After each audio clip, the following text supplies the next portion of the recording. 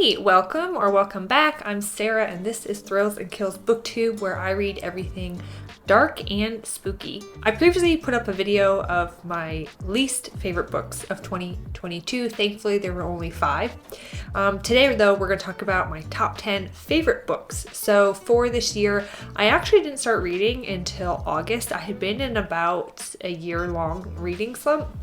And then in August, I just picked up a book on a whim, and that got me right back into it. So between the end of August and the end of December, I've read 50 books.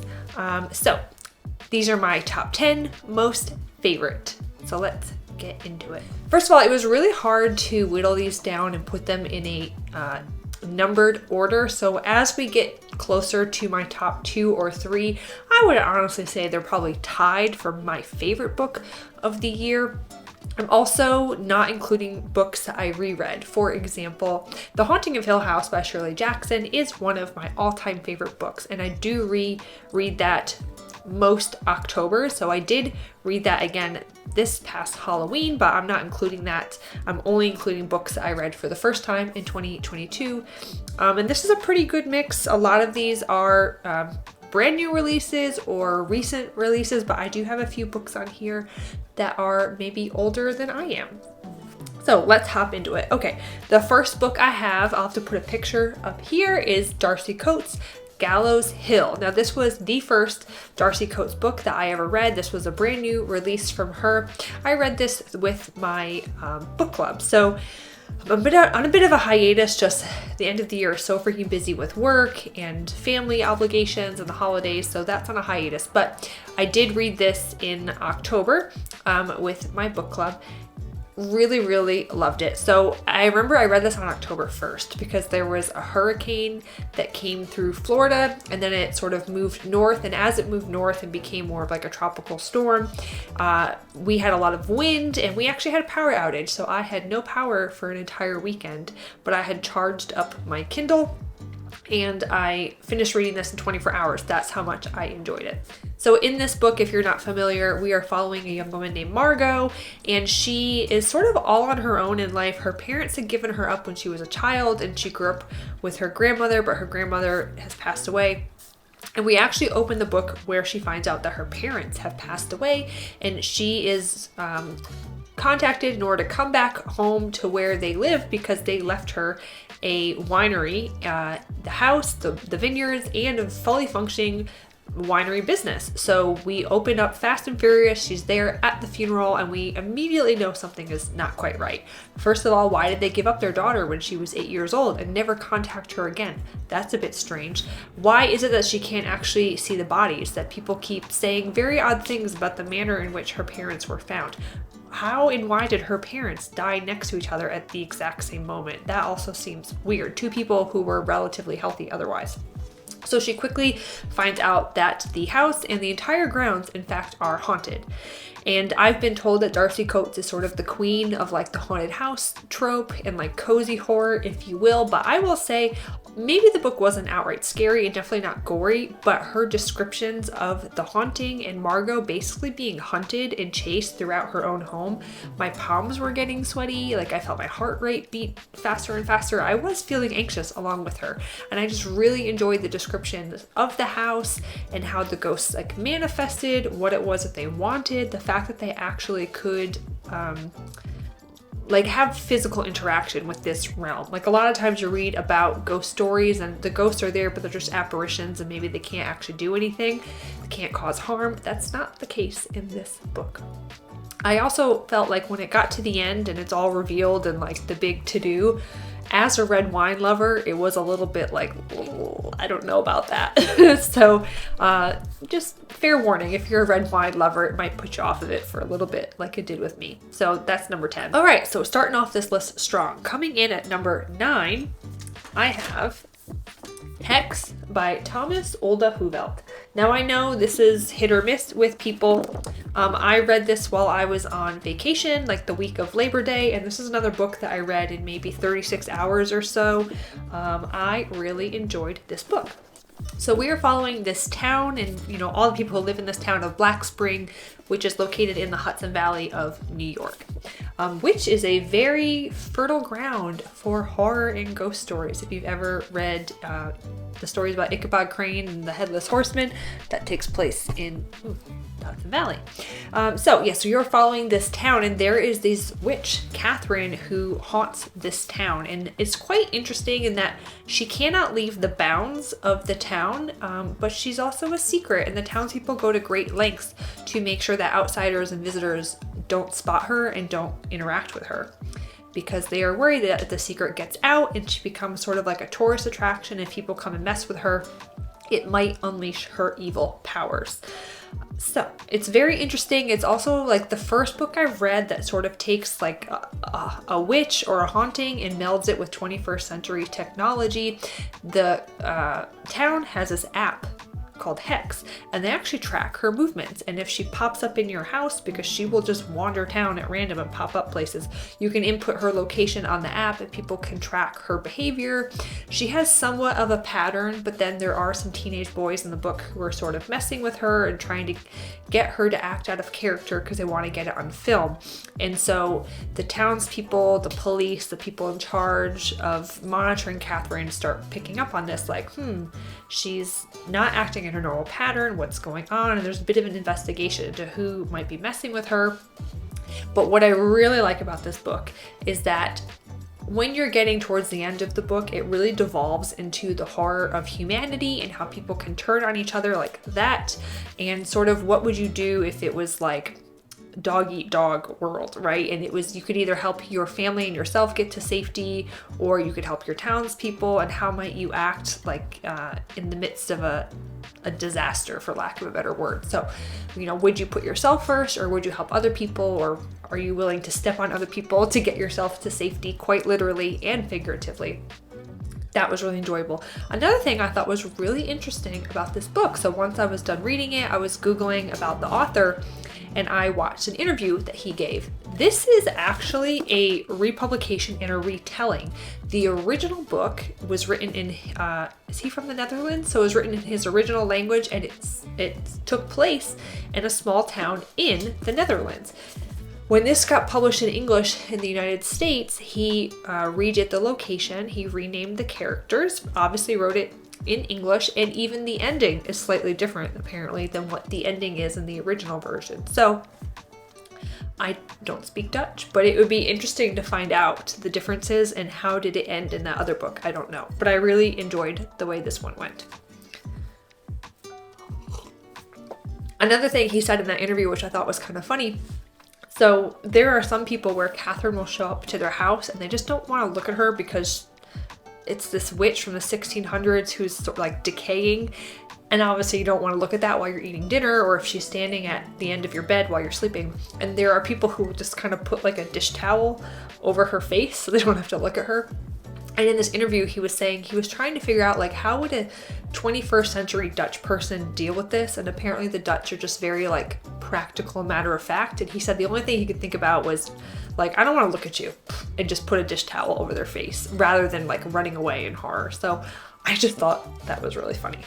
All right, next up, number 8. I recently read this book, so there's actually a video I just put out about a week ago or so of my recent reads, and I actually explained in that video how I cried 3 times and why. So this is Sarah Grant's most recent book, The Book of the Most Precious Substance. This was sort of marketed and talked about as if it was horror, and I'm just gonna say it's not. There's definitely occult practices, there's like some dark magic, specifically sex magic, but I wouldn't say that it's really horror or really gruesome.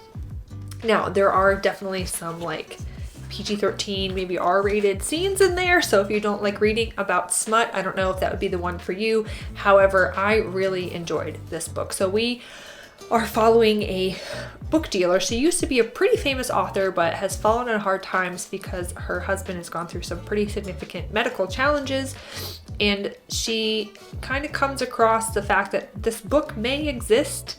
It's literally called The Book of the Most Precious Substance, and her and another book dealer are trying to figure out, does it exist? And if it does exist, how many copies exist in the world? Who has those? There is a buyer who's interested and willing to pay like millions of dollars for this book and give them a very generous cut for being able to find the book. And it just follows their journey literally from New York City to LA to DC to New Orleans to Berlin to Paris, like all over the world.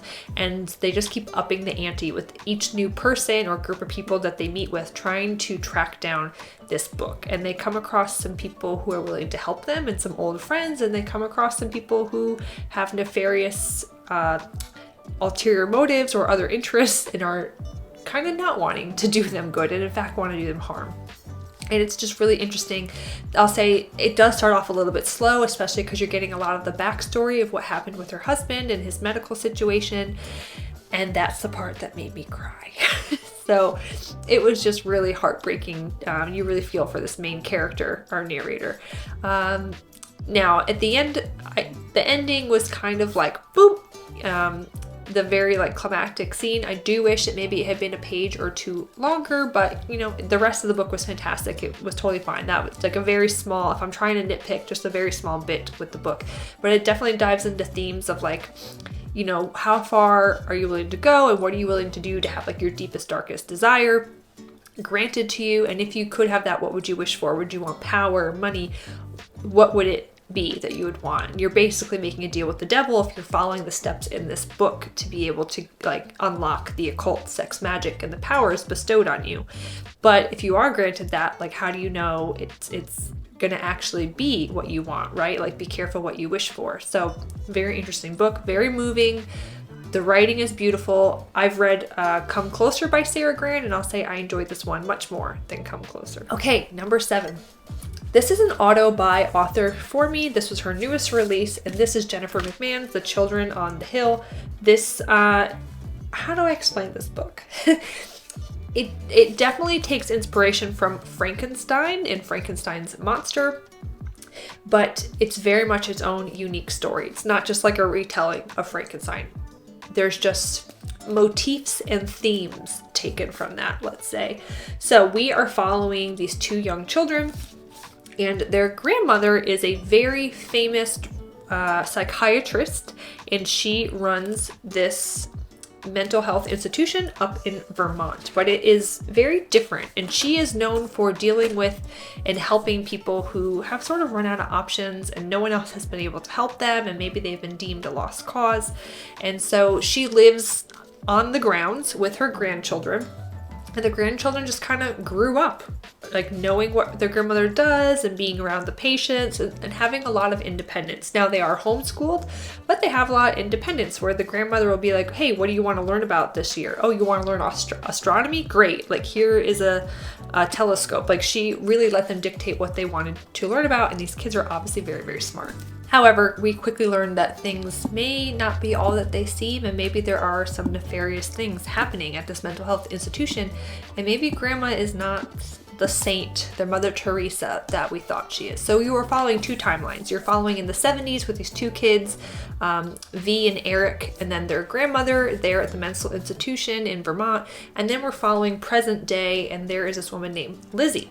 And Lizzie is a monster hunter. So she has a podcast. She's been on TV shows where like trying to track down does Bigfoot exist, or all these different like old wives' tale or folklore stories, the Mothman, etc. So she travels all over the country in her camper van doing a podcast and tracking down monsters and, you know, missing people and stories. And it's very, very interesting.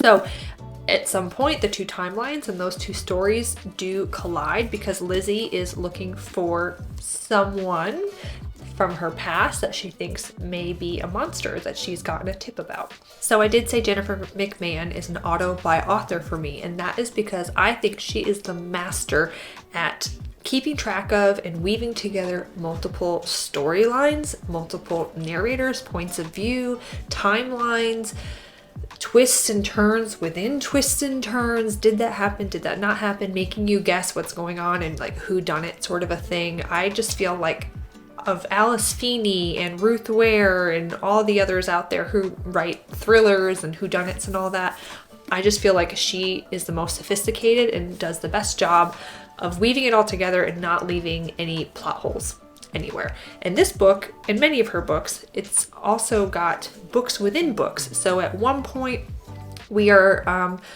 listening to or reading excerpts from a podcast or a show she was on, or there is a book written about this very famous mental institution that the children's grandmother ran. And so every so often you get excerpts from a book that was written about this place. So she's having to keep track of books within books and podcast episodes and TV series within this, within timelines, within changing narrators. It is just chef's kiss. So well done.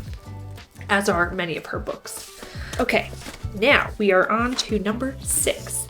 This one, I wasn't quite sure if I was going to like it. I'm very glad that I gave it a chance, and I also read this very, very quickly, probably within a 24-hour time period. No, less than that. I was flying back from California. So I live on the East Coast. I was flying back from California, and I read this between my different flights and layovers. So I think I read this within like 10 hours. This is interesting that it's got 2 authors. This is Old Country by Matt and Harrison Query. This started out as a Reddit post on either Creepypasta or the No Sleep subreddit, and it was so well done and so popular that they actually got a book deal out of it. We are following a young couple, Sasha and Harry, and their dog named Dash. And so they are wanting to escape from the city life. They've got a pretty good down payment they want to put on a homestead, and they have found this beautiful valley and this perfect piece of land and this perfect house for sale in Idaho. And they get the house, they start moving in, they can't believe their good luck, and they've got these really great neighbors next door who seem so friendly, this sweet old couple who has lived there for decades. And so one day they have the old couple come over, kind of as like a little housewarming, get to know them, and this old couple starts telling them a really crazy story. So one night their neighbors, the Steiners, come over to have a dinner with them and a housewarming, and oh, by the way, they drop off a guidebook for how to deal with the malevolent spirit that haunts this valley. And they start explaining how each season this spirit is going to take on a new manifestation. It's going to appear in different ways, and therefore the way to protect themselves and deal with the spirit is different each season. And they don't believe them. They think these people are crazy, or they're trying to run us off. They don't want newcomers. They don't want like yuppie strangers living next to them. They just don't want us here. So Sasha and Harry are adamant that they're not going to believe them. Like, for whatever reason, this is just not true. Until the very first manifestation and their interaction with this spirit actually does happen. And so they take out the guidebook, they follow the instructions, and they realize, oh, that worked. And it is just so interesting how each season the haunting, the spirit takes on a different form. Just so realistic. It's not like, oh, we heard a noise in the attic, or something moved, or I know that door opened on its own. No, we're talking like very frightening, very realistic, with real consequences and physical harm if you don't follow what's in that dang guidebook. There are definitely pieces of like Native American folklore in here. It touches on PTSD and finding like the inner strength to be able to fight this off. And I really like the tagline on the front where it says, your first home can be a nightmare. It also kind of delves into what does a forever home really mean, and what if that is going to be your forever home. Now, I do know that there's been some people who really didn't like Harry, and they didn't like his decision making and his interactions with this spirit. Yeah, there were parts that were frustrating, but he is a veteran, and he went through a lot, and it actually dives into his backstory and what he dealt with and how now he's got PTSD. And so that definitely drives a lot of his decision making in this book. So I think if you are trying to come at it from that lens, it makes sense, and maybe it's not so frustrating. And when they get into the winter season, his PTSD really is ramped up, and especially how the spirit is manifested to him and how he has to fight it off. So it's a lot about finding your inner strength and facing your demons head on. Really enjoyed it. And also the aspect about being isolated and it's just you two and like no one can hear you scream if you're screaming for help. That part was really unsettling. All right, now for the top 5, and this is where it was so difficult to really try and delineate, okay, what's 5 versus 4 versus 3. So coming in at number 5, this is also new release, and this is called Leech by Hiram Ennis. Another book that I was not sure if I was gonna like it because it was being billed as like a sci-fi, sort of a gothic with some body horror in there. And yes, I love gothic, but I'm just not a sci-fi reader. I don't know. And then some body horror, and it has to do with eyes specifically, and I don't do well with eye stuff. And it's up north in a very cold, frozen tundra, and I hate being cold more than anything. So I was like, ugh.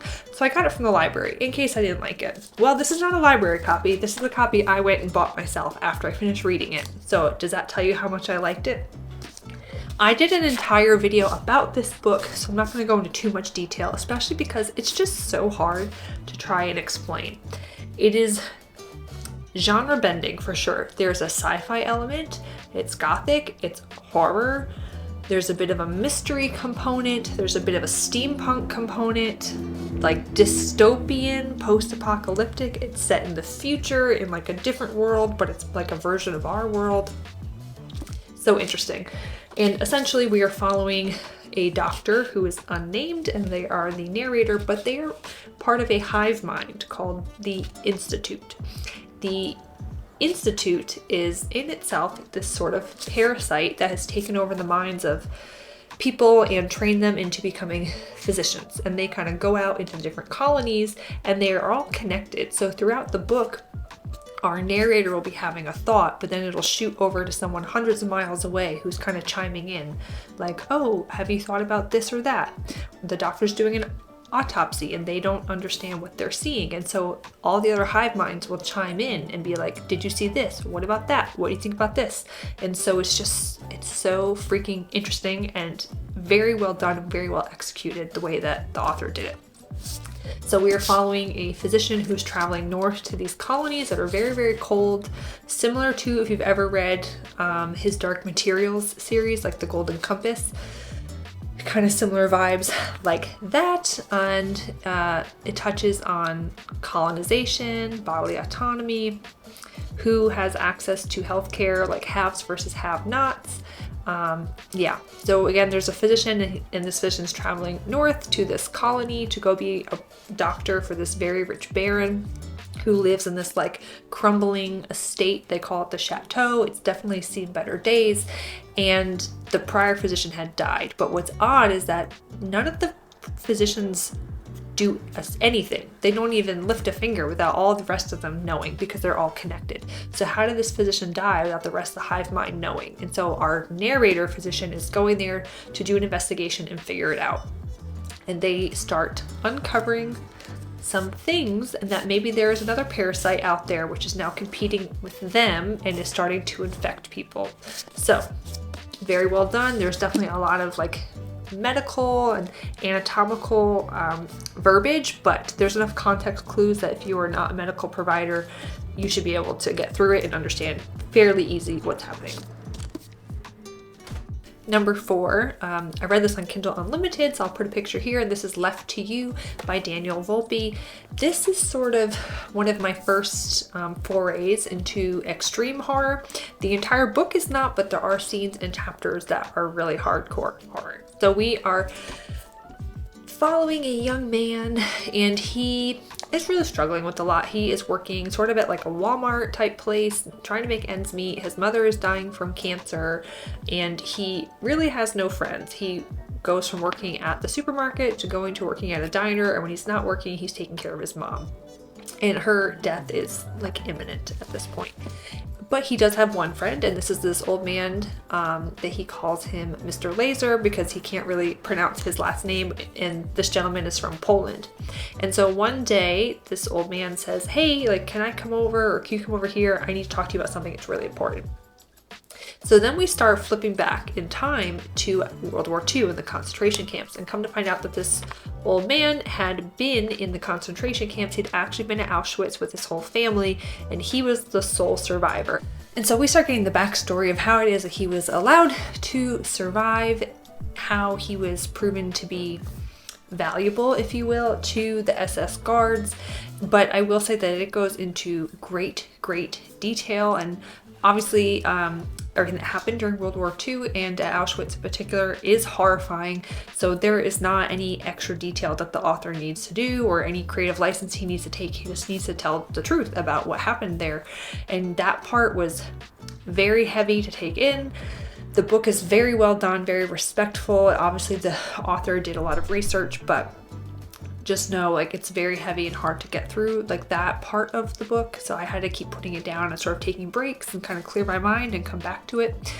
Yeah, so then it kind of flips back to present day, and he is explaining to this young man, hey, I actually have something to give you, and now you need to be in charge of this. And lo and behold, it is a demon that this man has held on to for the last like 40 or 50 years. And if you appease the demon and you keep some level of control over the demon, you will get in return what you want. Now, it couldn't bring back his family, but it did bring him many other things in life. And so he's hoping if he bestows it to this young man, that this young man will take care of it. Maybe it'll help his mom, maybe it'll help his money situation, whatnot. But this old man just does not want to die without knowing that it has been placed in safe hands. That's all I'm going to tell you, other than it gets very gruesome in certain chapters and how they need to appease the demon. Extreme horror, extreme body horror, very lewd descriptions of things. So just know that, but it was just very well done, and it's on Kindle Unlimited. Number 3. This is getting harder and harder to distinguish what place these books should be. This had been on my shelf for so long, and I'm very glad I finally got to this. And this is Slewfoot by Brom. I feel like I am so late to the game getting to this book. I feel like everyone else has read this book but me. So most of you probably know what this is about, but Brom is also a very fantastic artist. And so there are many pictures in the book that he illustrated himself. Let me see if I can, with the ring light, it's kind of hard to show it. We are following Abatha, and she is in 1600s Connecticut, living in this town of Puritans who just don't understand her because she does not want to abide by their very strict rules. She thinks they're stupid. She doesn't like feeling subjugated since she's a woman, and they are just a nasty piece of work. In the beginning, very early on, and this is in the description, it's not a spoiler, we find out that her husband passes away. So now she is a widow and she is living on rented land from her brother-in-law, and she's just finding herself literally and physically on the outskirts of society, on the outskirts of town, with no one in her corner to help her, and she's just feeling in a very vulnerable situation. And she's facing an imminent eviction from this land because her brother-in-law just is not a nice man and he gets what's coming to him. And we find out that there is Slewfoot or Samson, or, you know, he's just this father figure of the forest. He doesn't quite know what he is actually, and the townspeople think that he is Satan, but is he not? He's trying to find his identity throughout the book. And he appears to Abatha because he's hoping that she can help him discover or rediscover his identity. And in return, he can help her with her farm and be able to make sure she can stay on the land and get it back from her brother-in-law once and for all. There are these little like forest creatures that help him out, and they're not quite sure how they feel about Abatha. Some of them are not very nice to her. Some of them are. They're called the Wildings. There's 3 of them. And in the end, she has taken on like these magical powers from him. She's starting to learn about the depths of her power, and they sort of have a showdown with the town, and those Puritans get what's coming to them. It was just very beautifully written. The language was so beautiful. It's using like old style English, you know, how the Puritans would have spoken. They don't speak like us in 2022, but it's not so distant that you like can't understand what they're saying. It's pretty easily understandable, despite the these and thous and shalls and all that. So I loved it. I loved it. Beautifully written, beautifully done. All right, now for the top 2, and I would argue that number 1 and number 2, depending on the day, I think they could exchange places. So this is just how I'm feeling today. This first book, I don't know how I didn't read any Michael McDowell before this year, but in August I read The Elementals by Michael McDowell. I actually read it while I was at the beach in North Carolina. So go figure. This is another book that I feel like everyone else has read this but me. He is one of my new favorite authors. I also have the Blackwater Saga I'm listening to on Audible, and I need to get a copy of Cold Moon Over Babylon and Katie and the Amulet. I want to also read those. So there is this family, and they have just the weirdest family dynamic. Like at times I was like, what the fuck is happening? And at times I was laughing at them. It's just a very toxic dynamic. But there is this family, and they have 3 houses that you can see on there on the beach. And this is like, if you think about like Gulf Shores, like Alabama, Mississippi, it is this like piece of land, and it's just a strip of beach that there's no power, there's no like sewer system, none of that. And it's just out there away from society and literally like falling into the ocean. The dunes are starting to take over. So there are 3 houses, and one part of the family stays in one house, the other part of the family stays in the second house, and the third house has been taken over by the dunes. And the description of how the sand is just like, it's reclaiming and taking over the house and spilling into the house was so cool, so creepy. But basically the house is haunted, and we are following a young girl in the family who believes, her name's India. She's like, I know it's haunted, and why won't these adults like listen to me, and how come they don't see what I'm seeing? And she's trying to investigate the house and try to get to the bottom of what's happening, and weird shit is happening the longer they stay there. Now they come every summer, but this summer is quite different. There is one scene where they're eating dinner, and then all of a sudden there's like sand in the food, in their drink, in the butter dish. Sand is like falling down from the rafters, and it's just literally like taking over the house. It was so creepy. The other part that he did so well was, I didn't know there were so many ways to describe heat and just the sweltering, humid heat that we have here down south. If you've never spent a summer down here, oh my gosh, and I don't even live as far south as Alabama, Mississippi, but it just is like overwhelming, overpowering. And they didn't even have AC. Like they're trying to get any little bit of breeze coming off the Gulf that they could. Just sweltering and like claustrophobic sometimes, especially when you walk outside and it's like you feel like you're sucking in soup. He did such a good job with that, with explaining that. This is a Southern Gothic, just perfect, and the family dynamics are freaking hysterical. Now for number 1, and this should not be a surprise if you've seen some of my videos because I constantly refer to this. I did a whole entire video just about this book. I don't know where I came across this, but honestly, I saw the cover and was like, I have to have it. This is Revelator by Daryl Gregory. So just, oh my goodness, look how beautiful. And then the pink, and it's got the like uneven beveled edges. So it's not just a beautiful book, it's a beautifully written and a well done book. It's not going to be for everybody. So this is just weird. Another book I'm so glad I took a chance on. Just weird. It's like cosmic horror, a little bit of like folk horror.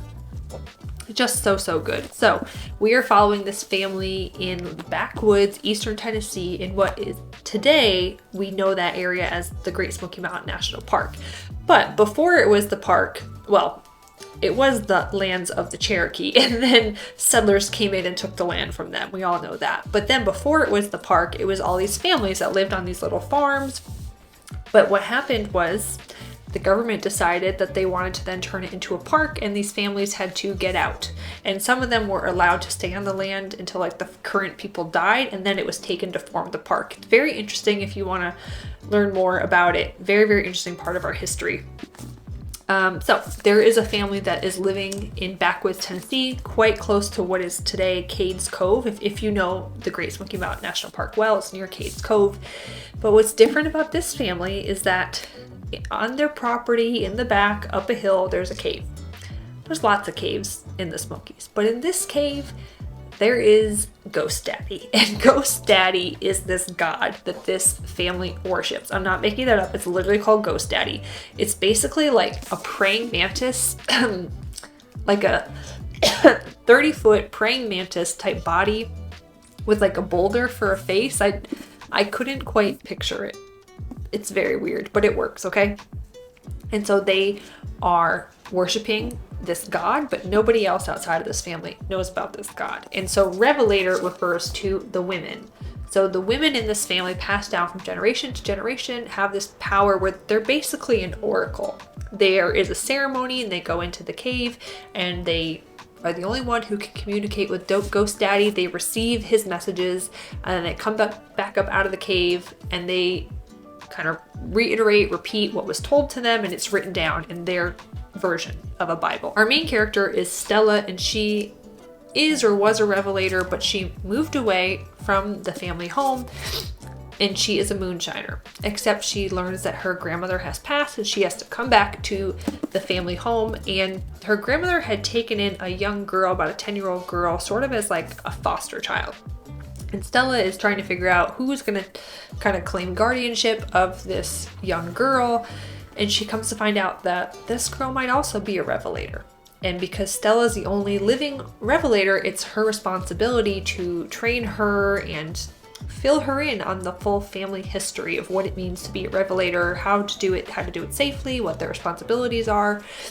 But the men in the family have different plans.